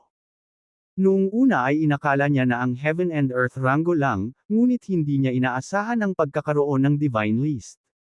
Parang exciting talaga ang madilim na mundo. Hinangad niyang pumasok sa madilim na mundo at makipagkompetensya sa mga Divine List expert na ito. Ipinagpatuloy ni Prajna, Mr. Bennett, sa katunayan, kung na-rate ka bilang isang S-class dangerous person, o kahit isang A-class dangerous na tao, sapat na ito upang pigilan ang mga mamamatay tao na iyon. Napakahirap na ma-rate bilang isang SSS-class dangerous person. Saglit na nag-isip si Bennett at sinabing, Prajna, maaari ka na ngayong magpadala ng mensahe sa dark web para sa akin, na nagsasabi na kung gusto nila ang gantimpala, maaari silang pumunta at subukang patayin ako ng sabay-sabay. Ano? Biglang nagulat si Prajna, Mr. Bennett, sigurado ka bang gusto mong ipadala ang mensaheng ito? Kapag naipadala mo na ang mensaheng ito, walang alinlangang nagdedeklara ka ng digmaan sa lahat ng mga mamamatay tao sa madilim na mundo. Kinaikit ni Bennett ang kanyang mga mata at sinabing, nagdedeklara ako ng digmaan sa kanila. Hayaan silang magsama-sama para harapin ko silang lahat ng sabay-sabay. Napakahirap para sa kanila na isa-isa. Ito. Napalunok si Prajna, Mr. Bennett, ito ay masyadong mapanganib. Kung ang lahat ng mga mamamatay na ito ay pumunta sa East Nation para patayin ka, ito ay isang malaking problema. Walang sino man ang lumabag sa bounty order. Mahinahong sinabi ni Bennett, hindi mo kailangang mag-alala tungkol dyan, gawin mo lang ang sinasabi ko. Kung hindi pa nangyari, mauna na ako. Sige na. Napabuntong hininga si Prajna, hindi nang ahas na suwayan si Bennett. Pagkatapos, umupo si Prajna sa desk at binuksan ang isang computer. Matapos buksan ang computer, mabilis siyang nag-type sa keyboard, na nagpasok ng maraming kakaibang character. Pagkaraan ng ilang sandali, biglang naging itim ang screen ng computer. Nang muling umilo ang screen ng computer, bumukas ang isang misteryosong website na may itim na tema. Ang buong website ay nahahati sa ilang mga seksyon, na nagpapakita ng iba't ibang mga serbisyo. Ito ba ang dark web? Tanong ni Bennett. Oo. Tumango si Prajna. Tanong ni Bennett, nasaan ang bounty order ko? Dito. Nag-click si Prajna sa isang seksyon at nag-click pa ng ilang beses, na nagpapakita ng isang post. Sa pag-scroll pababa, nakita ni Bennett ang sarili niyang larawan, edad, nasyonalidad, tirahan, at iba pang impormasyon. Gayun din, nakita ni Bennett ang kanyang sariling rating bilang isang C-class, ibig sabihin ay isang hindi mapanganib na tao. Hindi napigilan ni Bennett ang tumawa at umiyak. Ngunit totoo na hindi siya kailanman nasangkot sa madilim na mundo at talagang itinuturing na hindi mapanganib sa kanilang mga mata. Habang nag-scroll pababa, hindi napigilan ni Prajna na mapabulalas, talagang tumaas ang reward, ngayon ay $50 million na. Napansin din ni Bennett na tumaas ang kanyang reward mula $30 milyong hanggang $50 milyong. He sneered, mukhang gustong patayin ako nang nag-issue ng bounty order sa lalong madaling panahon. Galit na sinabi ni Prajna, kung malalaman ko kung sino ang nagbigay ng bounty order, gagawin ko silang mamatay sa isang kakilakilabot na kamatayan. Nagbiro si Bennett, oh, Prajna, hindi mo ba ako sinubukang patayin kanina pa, kaya bakit ka nasa tabi ko ngayon? Mr. Bennett, ako. Pulang-pula ang mukha ni Prajna, sobrang kinakabahan. Bahagyang tinapik ni Bennett ang balikat ni Prajna, ngumiti, sige, huwag kang kabahan, nagbibiro lang ako. Napabuntong hininga si Prajna at sinabing, Mr. Bennett, bakit hindi mo pag-isipang muli, kapag naipadala na ang mensaheng ito, hindi na ito maaaring bawiin. Umiling si Bennett, no need to reconsider, ipadala mo lang gaya ng sinabi ko. Kabanata 170, Kabanata 170, Pagpukaw sa Assassin World. Huminga ng malalim si Prajna Bates at nasunod lamang ang mungkahi ni Manuel Bennett, nag-iwan ng mensahe sa post. Simple lang ang mensahe, hello, mga killer ng Dark World, ako si Manuel Bennett, sa East Nation River City. Kung gusto mo ng gantimpala sa pagpatay sa akin, magsama-sama ka. Matapos ipadala ang mensahe, ang mga kamay ni Prajna ay nanginginig ng hindi mapigilan. Bagamat ipinadala niya ang mensahe sa ilalim ng pangalan ni Manuel Bennett, nakaramdam pa rin siya ng pagkabalisa at pangamba. Sinulyapan ni Manuel Bennett ang seksyon ng mga komento sa ilalim ng post at naguguluhang nagtanong, bakit walang nagko-komento? Hindi ba sapat na nakakapukaw? Kinagat ni Prajna ang gilid ng kanyang bibig. Hindi pa ba ito sapat na provocative? She dryly laughed, Mr. Bennett, baka hindi pa nakikita ng lahat. Napakamot ng baba si Manuel Bennett at sinabing, I think it's still not provocative enough. Magdagdag ng isa pang linya tulad nito. Napatay ko na ang isang lalaki na nagngangalang Andrew at isang lalaki na nagngangalang Black Panther. Sa palagay ko, kayong mga mamamatay tao ay walang iba kundi basura at basura. Nang marinig ito, halos maluha-luha si Prajna, Mr. Bennett, kalimutan na natin ito. Kapag lumabas ang mensaheng ito, magagalit ang mga mamamatay tao na iyon. Kahit na ang mga hindi nagpapansin sa iyo noon ay pupunta sa East Nation pagkatapos makita ang mensaheng ito. Kalmadong sagot ni Manuel Bennett, iyan ang hinahanap kong epekto. Upang malutas ang problema minsan at para sa lahat, para mabilis na mapataas ng dark web ang aking rango, ang pamamaraang ito ang pinakamabisa at pinakamabilis. Magpadala ng ganyan. Well, sige. Si Prajna, na hindi niya kayang labanan si Manuel Bennett, ay nag-aatubili na nagdagdag ng isa pang mensahe ayon sa kanyang kahilingan. Hindi nagtagal matapos ipadala ang mensaheng ito. Na may lumabas na komento sa seksyon ng komento na nakasulat sa Ingles. May bagong mensahe.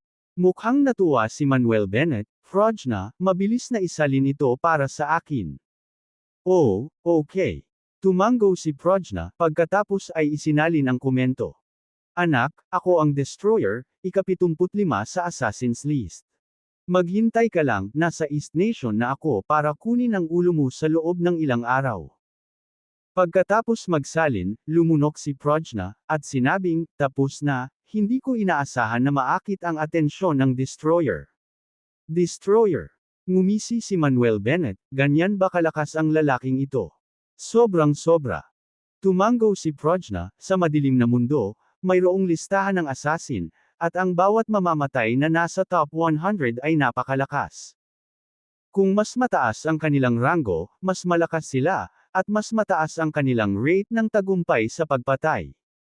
Manuel Bennett, intrigued, asked, paano kayo, Andrew, at Black Panther?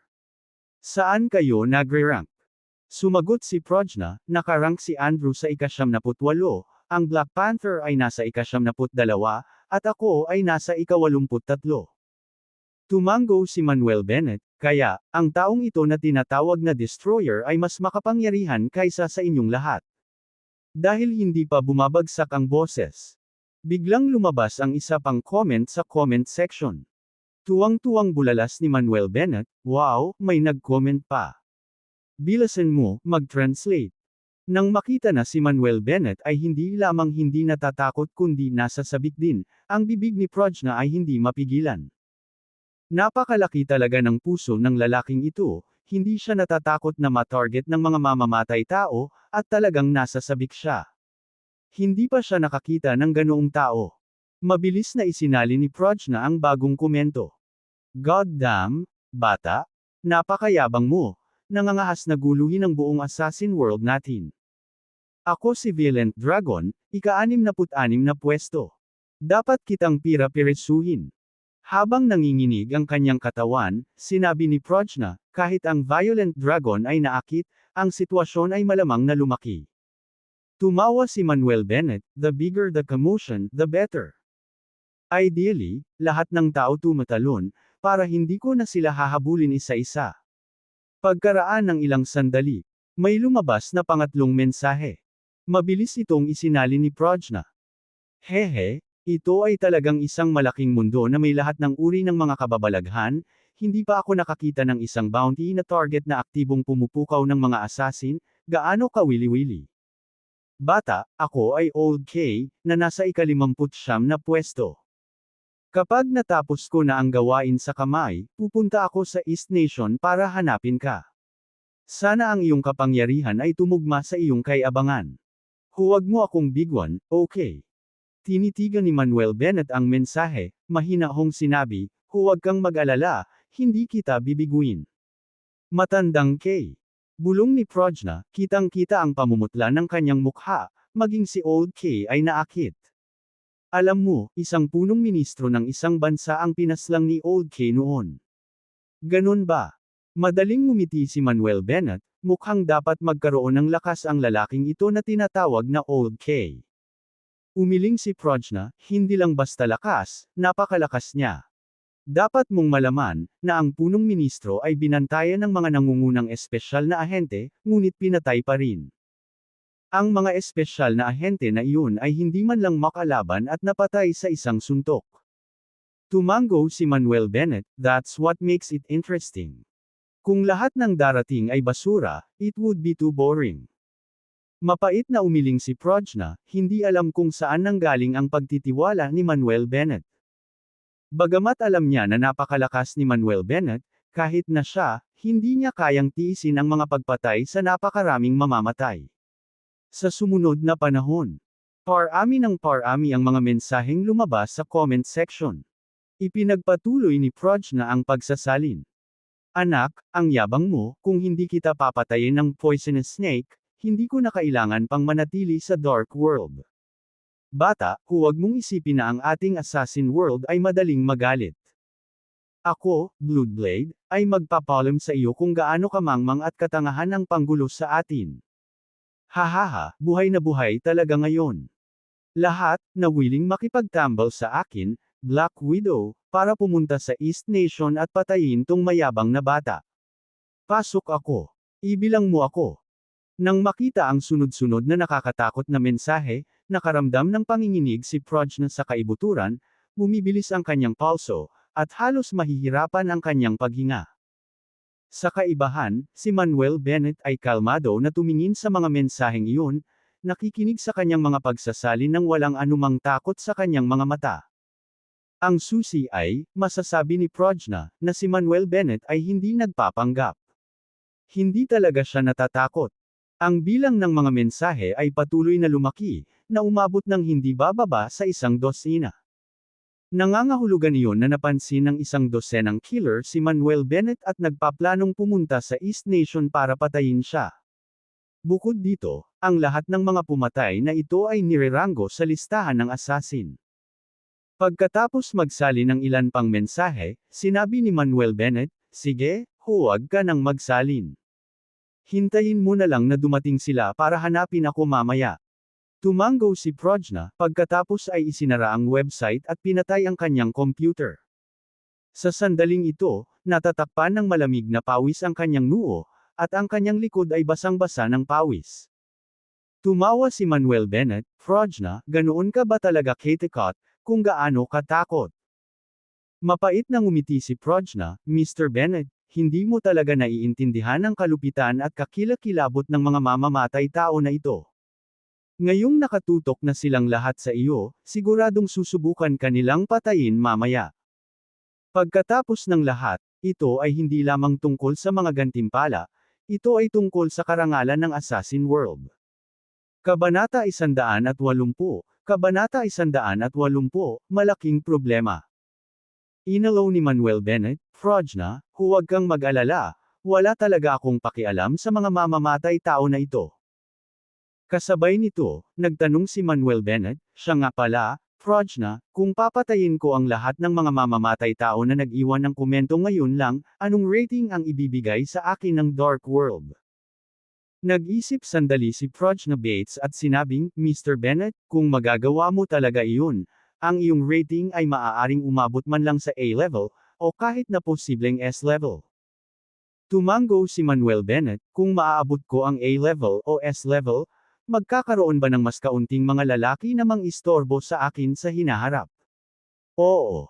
Tumango si Prajna, bukod dito, malaki ang posibilidad na walang maglalakas loob na pumatay sa iyo muli. Pagkatapos ng lahat, ang mga gantimpala para sa A-level o S-level na mga mapanganib na tao ay hindi bababa sa $1 bilyon. Kahit na ang mga pabuya ay 1 bilyon, 2 bilyon, o kahit na $3 bilyong, walang naglalakas loob na kunin ang mga ito. Tungkol sa $50 milyong na gantimpala, ang mga hanggal lamang ang maglalakas loob na kunin ito. Mabuti naman. Tumawa si Manuel Bennett, inaasahan ko ang mga taong nag-iwan ng mga komento na darating sa akin. Huminga ng malalim si Prajna, natukoy ng kanyang mga mata, Mr. Bennett, dahil ako na ang tao mo ngayon. Kung darating ang mga mamamatay na iyon para sa iyo sa hinaharap, tutulungan kitang ibahagi ang ilan sa pressure. Ngumiti si Manuel Bennett at tinapik ang ulo ng dalaga, Prajna, pinahahalagahan ko ang iyong kabaitan. Gayunpaman, maaari kong harapin ang mga taong iyon sa aking sarili. Ang iyong tungkulin ay protektahan si Julia Stewart. Oo. Malakas na tumango si Prajna. Binago ni Manuel Bennett ang usapan at nagtanong, siya nga pala, Prajna, may napansin ka bang kakaiba nang dumating ka sa villa na ito? Nag-isip sandali si Prajna at sinabing, sa katunayan, naramdaman ko na ang espiritual na enerhiya sa villa na ito ay partikular na mayaman, napakaangkop para sa paglilinang. Sinabi ni Manuel Bennett, iyon ay dahil naglagay ako ng gathering spirit formation sa villa na ito, na maaaring magtipon ng mas maraming heavenly earth spiritual chi hanggat maaari. Sa hinaharap, kung maglilinang ka rito, ang bilis ng iyong paglilinang ay hindi bababa sa 10 beses na mas mabilis kaysa dati, at ang iyong cultivation realm ay mapapabuti ng mabilis. Mr. Bennett, ang galing mo. Ang makapaglatag ng ganyang porma sayon. Puno ng pagkabigla at paghanga ang mga mata ni Prajna habang nakatingin kay Manuel Bennett. Pagkatapos noon, kinuha ni Manuel Bennett ang isang gathering spirit pill mula sa storage ring at ibinigay ito kay Prajna. Prajna, ito ang gathering spirit pill na pinino ko, makakatulong ito sa iyo na masira ang iyong cultivation realm. Sa tulong ng gathering spirit pill at ng gathering spirit formation, marahil ang iyong cultivation ay maaaring makapasok sa Grandmaster realm bukas. Talaga. Agad na natuwa si Prajna, maaari ba akong tumapak sa Grandmaster realm? Siyempre, totoo naman. Ngumiti si Manuel Bennett at sinabing, sabi ko sa iyo, hanggat tapat ka sa akin, hindi kita tatatratuhin ng masama. Sige, gabi na. Mas mabuting magmadali ka at magsaka. Hindi kita iistorbahin. Pagkatapos nito, lumabas si Manuel Bennett sa silid at isinara ang pinto sa likuran niya. Hanggang sa makaalis si Manuel Bennett na si Prajna ay bumalik sa kanyang katinoan. Mamaya pa. Binawi niya ang kanyang tingin, direktang kinuha ang elixir, at pagkatapos ay umupo sa kama upang simulan ang pagtatanim. Kinaumagahan. Matapos bumangon, nagsanay sandali si Manuel Bennett sa looban bago pumasok sa kusina para magluto ng almusal.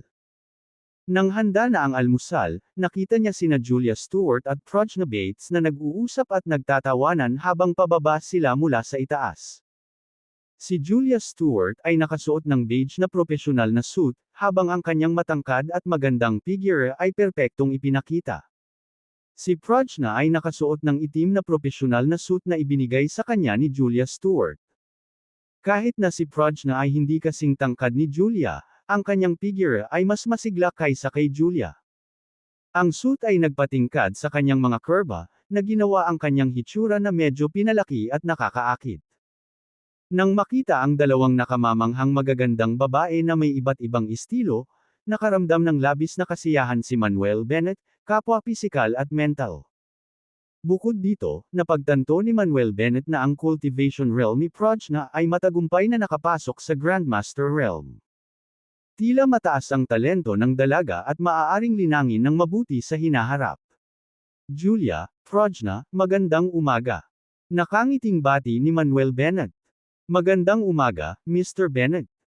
Binigyan siya ni Prajna Bates ng isang matamis na ngiti, sumungot, at napansin ang almusal sa mesa. Napabulalas ng may pagtataka, Mr. Bennett, ginawa mo ba ang lahat ng almusal na ito? Oo. Tumango si Manuel Bennett. Mr. Bennett, ang galing mo, hindi ko akalain na marunong ka din pala magluto.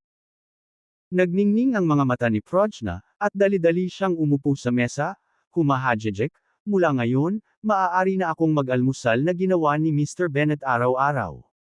That would be so wonderful. Tumawa si Julia Stewart, Prajna, huwag mo siyang masyadong purihin. Kung patuloy mo siyang pinupuri, magiging masyadong mayabang. Nagkunwaring nasaktan, sinabi ni Manuel Bennett, Julia, pwede bang huwag mo akong ibaba? Hindi madali para sa akin ang magkaroon ng isang fangirl, alam mo ba? Julia rolled her eyes gracefully, fangirl. I think magaling kang manlinlang ng mga dalaga. Naiwang tulala si Manuel Bennett. Nang makitang natulala si Manuel, hindi napigilan ni Prajna na mapangiti habang nakatikip ang kanyang kamay sa kanyang bibig. Sabi ni Julia, Prajna, kung sakaling ay bully ka ng lalaking ito, sabihin mo lang sa akin, at tuturuan kita ng leksyon. Sige, sige. Paulit-ulit na tumango si Prajna. Tahimik na ungol ni Manuel Bennett, as if I would dare to bully her. Maswerte ako kung hindi niya ako binubuli. Napapikit si Julia, anong sabi mo? Ngumisi si Manuel Bennett, wala. Sabi ko hindi ko siya ibubuli. Well, mas katulad niyan. Ngumiti si Julia, ngayon, bilasan mo at kumain ng almusal, pagkatapos ay alis na tayo sa kumpanya. Pagkatapos mag-almusal, inabot ni Julia kay Manuel ang isang susi ng kotse, at sinabing, I drive mo itong sasakyan mula ngayon. Si Manuel Bennett ay nagmaneho ng Porsche Panamera palabas ng garahe at dinala sina Julia at Prajna sa villa. Makalipas ang mahigit kalahating oras, nakarating na silang tatlo sa East Beauty Pharmaceuticals. Pagkatapos, sumakay ang tatlo sa elevator papuntang 28th floor. Pagbukas ng pinto ng elevator, nakita nila si Sonny Tolkien na naghihintay sa may entrance na may hawak na dokumento. President Stewart, Assistant Bennett, magandang umaga. Magalang na bati ni Sonny Tolkien sa kanila. Kuya ate, hello. Masiglang nilapitan ni Prajna si Sonny at binati ito. Oh, hello. Medyo natarante si Sonny, President Stewart, sino ito? Ngumiti si Julia, ang pangalan niya ay Prajna, ang adopted sister ni Manuel, at siya rin ang magiging assistant ko. Huwag magpalinlang sa kanyang kabataan, nagtapos si Prajna sa East City University na may degree sa Business Administration, at mahusay siya sa 8 wika. Talaga, nakakamangha. Talagang humanga si Sonny at inabot niya si Prajna, nice to meet you, Miss Prajna Bates. My name is Sonny Tolkien. Hello, Sister Sonny Tolkien. Please take care of me from now on. Nakipagkamay si Prajna kay Sonny. After some brief small talk, Julia spoke, Sonny, update me on the company's situation. Oo, Presidente Stewart. Tumango si Sonny at naghanda para ibigay ang kanyang ulat. Sa sandaling iyon, tumunog ang kanyang telepono na may papasok na tawag. Nagmamadaling sinagot ni Sonny ang tawag. Pagkababa ng tawag, sumimangot si Sonny, President Stewart, may malaking problema tayo.